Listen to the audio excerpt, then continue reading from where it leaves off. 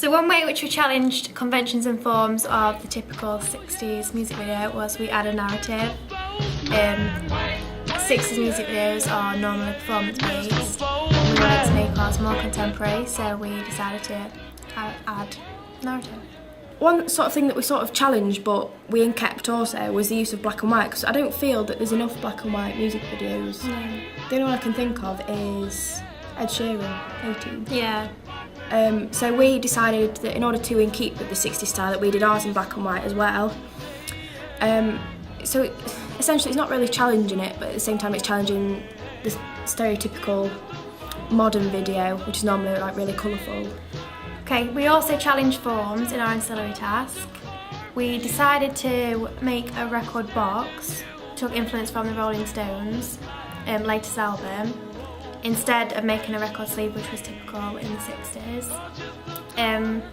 We sort of kept with the monochrome, didn't we? Yeah, we made it silver minimalistic. And really minimalist on the outside. And then on the inside we sort of went for sort of a pop art. So it was still in keeping with 60s, but it was colourful. So it sort of catered for modern audiences as well, didn't it? Our insert was also very minimalist, black and white. We kept with the black and white throughout. But normally inserts would have been very small, wouldn't they? And they'd only have minimal information in them. And in ours, we sort of tried loads of different things out. We did biographies, pictures from the actual video itself, so that created synergy between them. Quotes from the newspaper. Quotes from newspapers of the time, so it was First National News. Yeah. Then we did an article to complement that as well, which is on our blogs.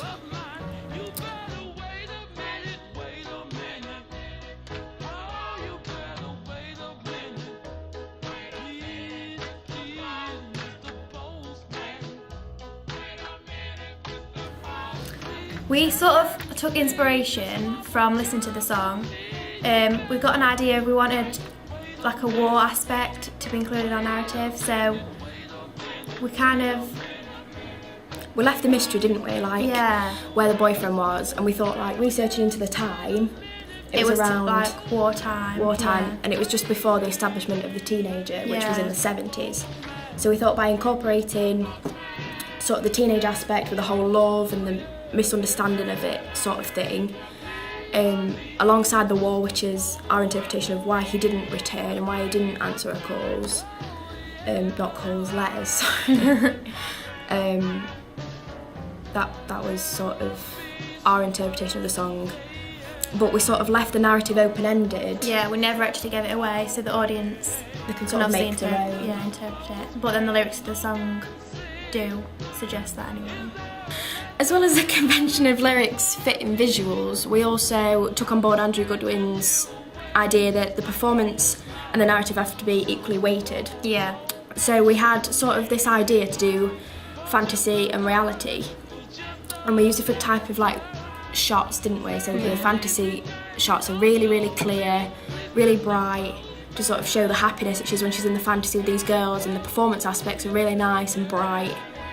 And then the flashbacks where she's with her boyfriend and the actual reality of missing him, we did sort of grainier shots and made things slightly more sorrowful, in a sense that that was the narrative side of things instead of the performance, and the narrative completely juxtaposed the song and the performances. It's quite upbeat and happy, whereas we wanted our narrative to be quite hard-hitting and gritty. Yeah. Okay, so we researched into how a typical 60s woman would dress and how they would present themselves in like music videos and in society in general.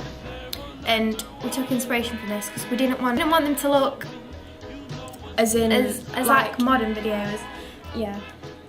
We didn't want them to look too modern. We wanted them to look classy and like typical, sultry, like as in they would in the typical 60s, like the sort of pin-up, didn't we? We took influence from Twiggy. Yeah. A lot. We researched like into the hair and the makeup style because we didn't want it to be like how they would be today. Like basically wearing their clothes. We didn't want it to support the whole male gaze theory, did we? No. We just wanted it to sort of We wanted the women to be independent, we wanted them to be modest and classy, as like they would have been. Yeah. We actually struggled with the research, didn't we? Because the performance videos, there were hardly any, because there were no solid music channels in the 60s. So it was hard to sort of get hold of some of the clothes. So we had to look at models such as Twiggy. Yeah. Monroe was quite big, wasn't she? Yeah. Audrey Hepburn. But the Marvelettes' actual performance video for Please Mr. Policeman, they was wearing like long floor-length dresses. They were floor-length and midi ones, like neat, weren't they? Like the hair and makeup all done. Absolutely flawless. Yeah. So we wanted our girls to sort of take that and put it in a modern context instead of like running around scantily dressed and things like that. And that's challenging modern day convention, because even the most loved pop stars, Beyonce, Rihanna, Miley Cyrus, they're not modestly dressed at all, and we wanted to show that there's an appeal in well-dressed women. Like you don't have to wear no clothes. So that's another typical sort of convention that we tried to challenge in our piece.